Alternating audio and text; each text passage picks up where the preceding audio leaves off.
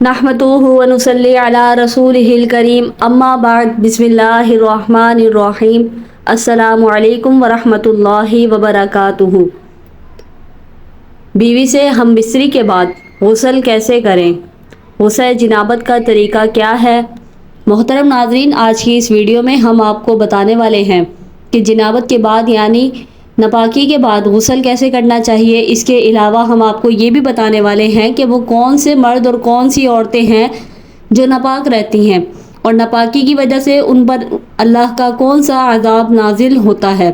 اکثر مرد اور خواتین شرم و حیا کی وجہ سے، لا علمی کی وجہ سے یا سستی کی وجہ سے غسل جنابت نہیں کرتے اور ناپاکی کی حالت میں کئی دن گزار دیتے ہیں۔ یہ بہت ہی بڑی نحوست کی بات ہے۔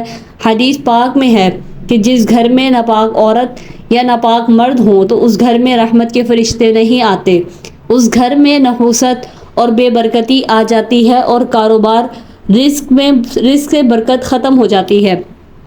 عورتوں میں یہ سستی اور کاہلی بہت زیادہ ہے کہ وہ ہم بستری کے بعد یا حیض و نفاس کے بعد غسل کو ڈیلے کیے رکھتی ہیں۔ کس وجہ سے ڈیلے کرتی ہیں؟ ان کا خیال ہوتا ہے کہ پہلے ہم گھر کی صفائی ستھرائی کر لیں، گھر کے کام کاج کر لینے کے بعد غسل جنابت کر لیں گی۔ ایسی خواتین کیا کرتی ہیں؟ آگے کی بات بھی سن لیں۔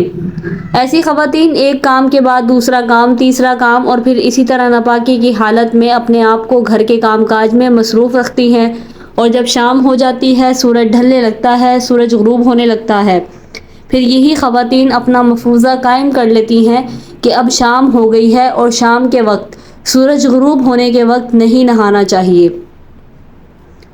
پورا دن ناپاکی میں گزار دیا، اب بھی وہ ناپاکی کے غسل کو ملتوی کر رہی ہیں کہ صبح جلدی اٹھ کر نہا لیں گی، غسل جنابت کر لیں گی، لیکن پھر صبح اٹھ کر ان کے گھر کے دوسرے پڑے کام نظر آ جاتے ہیں اور یوں ایک نہ ختم ہونے والا ناپاکی کا سلسلہ چلتا رہتا ہے۔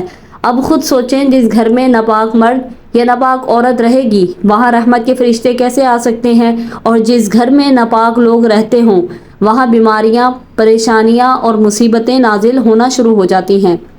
ایسے ناپاک مرد اور ایسی ناپاک عورتیں جو بلا وجہ اپنے غسل جنابت کو ڈیلے کیے رکھتے ہیں، ان پر جادو اور جنات کا اثر بہت جلدی ہو جاتا ہے۔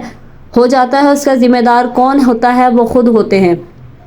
ایک بات یاد رکھیں، ناپاکی کی حالت میں کھانا پکانا، کھانا پینا اور گھر کے کام کاج کرنا جائز تو ہے، لیکن اس وقت جب کوئی مجبوری ہو، بغیر کسی وجہ کے آپ جنابت کے بعد غسل کو لیٹ نہیں کر سکتے، پہلی فرصت میں نہا دھو لیں، پاک صاف ہو جائیں، تاکہ آپ گھر میں اللہ کی رحمتوں کا اور برکتوں کا نزول ہو سکے آپ کے گھر میں۔ محترم ناظرین، غسل کرنے سے پہلے ناپاکی کی حالت میں ناف کے نیچے کے جو بال ہیں، بغل کے بال، سر کے بال، ناک کے بال، حتیٰ کہ ناخن وغیرہ نہ کاٹیں۔ ایسا کرنا مکروہ ہے اور اس سے بڑی اور لا علاج بیماریاں ہونے کا خطرہ ہے۔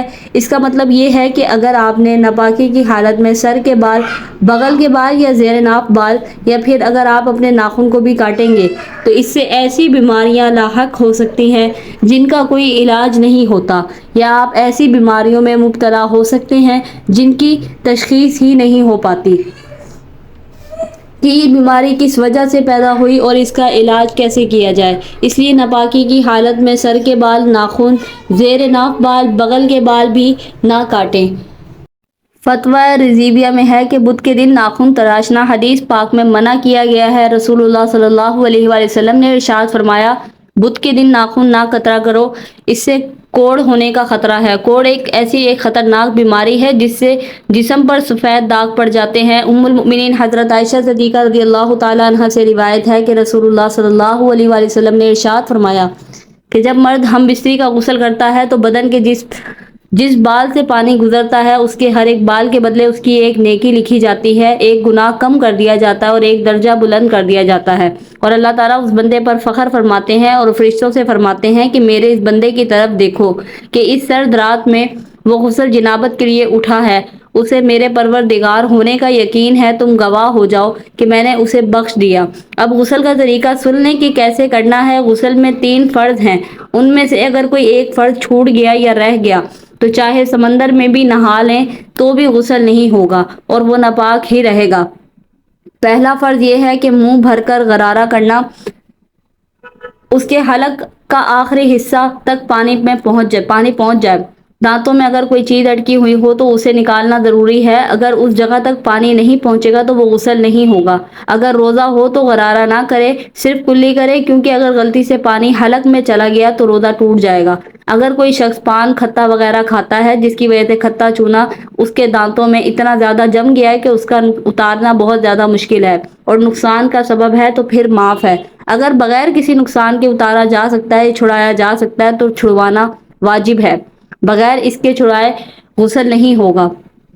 دوسرا فرض یہ ہے کہ ناک میں پانی ڈالنا، ناک کے آخری نرم حصے تک پانی پہنچانا فرض ہے۔ ناک کی گندگی کو انگلی سے اچھی طرح سے نکالنا، پانی ناک کی نرم ہڈی تک لگنا چاہیے اور پانی ناک میں محسوس ہونا چاہیے۔ تیسرا فرض یہ ہے کہ تمام بدن پر پانی بہانا کہ بال برابر بھی بدن کا کوئی حصہ سوکھا نہ رہے۔ بغل، ناف، کان کے سوراخ تک پانی پہنچانا اور بہانا ضروری ہے۔ غسل کیسے کرنا چاہیے؟ غسل میں نیت کرنا سنت ہے، اگر نہ بھی کی تو تب بھی غسل ہو جائے گا۔ غسل کی نیت یہ ہے کہ میں پاک ہونے اور نماز کے جائز ہونے کے واسطے غسل کر رہا ہوں یا کر رہی ہوں۔ نیت کے بعد پہلے دونوں ہاتھ گٹوں کلائی سمیت 3 مرتبہ اچھی طرح دھوئیں، پھر شرم گاہ اور اس کے اطراف کے حصوں کو دھوئیں، چاہے وہ وہاں گندگی لگی ہو یا نہ لگی ہو، پھر بدن پر جہاں جہاں گندگی ہو ان جگہوں کو دھوئیں۔ اس کے بعد غرارہ کر کے پانی حلق کے آخری حصے، دانتوں کی کھڑکیوں، مسوڑوں وغیرہ میں پانی بہہ جائے۔ کوئی چیز دانتوں میں اٹکی ہو تو اس کو نکال لیں، پھر ناک میں پانی ڈالیں، ناک کی نرم ہڈی تک یعنی آخری حصے تک پانی پہنچ جائے۔ پھر چہرے کو دھوئیں، اس طرح کہ پیشانی سے لے کر ٹھوڑی تک، ایک کان سے لے کر دوسرے کان تک کی لو تک، پھر 3 مرتبہ کونیوں سمیت ہاتھوں تک بہائیں، پھر سر کا مسح کریں جس طرح وضو میں کرتے ہیں۔ اس کے بعد بدن پر تیل کی طرح پانی ملیں، یعنی کہ اپنے بدن کو پانی سے مل کر اچھی سے دھوئیں۔ پھر 3 مرتبہ اپنے سر پر پانی ڈالیں، پھر دائیں کندھے پر پانی ڈالیں، پھر بائیں کندھے پر پانی ڈالیں۔ اس طرح پانی ڈالیں کہ بدن کا کوئی حصہ سوکھا یا خشک نہ رہے۔ سر کے بالوں کی جڑوں، بغل میں، شرمگاہ اور اس کے آس پاس کے حصوں پر ہر جگہ پانی پہنچ جائے۔ اسی طرح عورت اپنے سر کے بالوں، کان کی بالی، ناک کی نتھلی وغیرہ کو گھما کر وہاں تک پانی پہنچائے۔ سر کی جڑوں تک پانی ضرور پہنچے تو اب آپ اسلامی شریعت کے مطابق پاک ہو گئے، آپ کا غسل صحیح ہو گیا۔ اس کے بعد صابن وغیرہ جو جائز چیز لگا سکتے ہیں، آخر میں پاؤں دھو لیں، آپ کا غسل مکمل ہو گیا۔ اور ہماری بہنیں یہ جو ہیں جن کو ناخن رکھنے کا بڑا شوق ہوتا ہے، ناخن کے اندر جو میل پھنسی ہوتی ہے اس میل تک پانی نہیں پہنچتا، جس کی وجہ سے ان کا غسل نہیں ہوتا، لہذا ناخن ہفتے میں 1 مرتبہ لازمی کاٹا کریں۔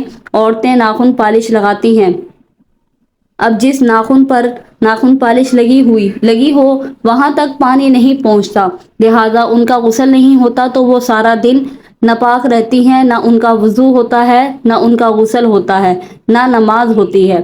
تو جب نہ نماز ہوگی، نہ غسل ہوگا، نہ ان کا وضو ہوگا تو وہ ظاہر ہے جب ناپاک رہیں گی تو اللہ پاک ان پر اپنی رحمت کیسے ڈالیں گے، ان کے گھر میں رحمت کیسے آئے گی؟ تو ظاہر سی بات ہے نہیں آئے گی، اور وہ گناہ گار رہیں گے اور اس کا گناہ ان کو ہمیشہ ملتا رہے گا۔ تو آپ سب سے یہ ریکویسٹ ہے کہ یہ ناخن پالش والی جو چیز ہے نا، اس سے ذرا پرہیز رکھیں تو زیادہ بہتر ہوگا آپ کے لیے۔ ویڈیو اگر اچھی لگی ہو، پسند آئی ہو تو اس ویڈیو کو ایک لائک کر دیں اور دوسروں کے ساتھ شیئر بھی کریں۔ اسلامک ویڈیوز اور ایسی ویڈیوز دیکھنے کے لیے ہمارے چینل کو سبسکرائب کر کے بیل نوٹیفیکیشن کو آل پر کر لیں تاکہ آپ کو ہماری اسلامک ویڈیوز دیکھنے کو ملتی رہیں۔ شکریہ مجھے سننے کا۔ اللہ حافظ۔